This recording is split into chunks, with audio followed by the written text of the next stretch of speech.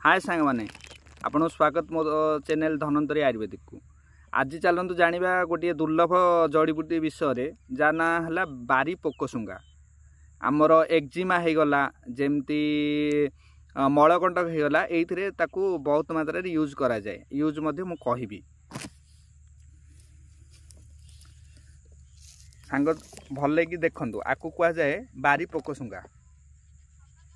आकु जादू कारू एक्जिमा ए टाइप जिनस हेले ताकू निंब पत्र भूई निंब निंब मात्रा कहीदे निंब पत्र 100 ग्राम भूई निंब 100 ग्राम यही बारी पोकशुंगा 100 ग्राम आउ महानिंब 100 ग्राम ए चारिटी आउ एकठा करना हलदी 100 ग्राम सहित बाटे शिल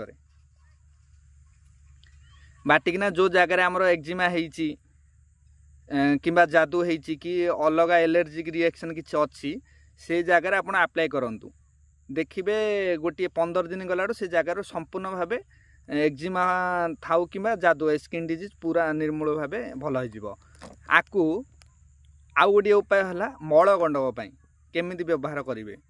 मलगंडक बारी पोकशुंगा पत्र 21 गोलमर्च आगु शिଳରେ बाटिबे शिଳରେ बाटिकिना ताकू टिके खाइबे गोटे कप खंडे खाइबे आउ बाकी बलकाटा मलगंडक बली उपरे ताकू भल से साइज लगिला भाया लगेदेले एक गोटे मिनिमम 15 दिन भितर रिजल्ट पलि आसिबो। से बलीटी आपे आपे छिड़ीज आउ निर्मूल भाव मलगंडकटी भल हो। सांगने धान कटा लगी तो ये दुर्लभ गछटी देखिली तार कार्यकारिता उपरे जनइबाकू टिके इच्छा प्रकाश कली से आपको ये विषय जनइली। मो चैनल को दयाकोरी सब्सक्राइब लाइक और शेयर करूँ सपोर्ट करूँ।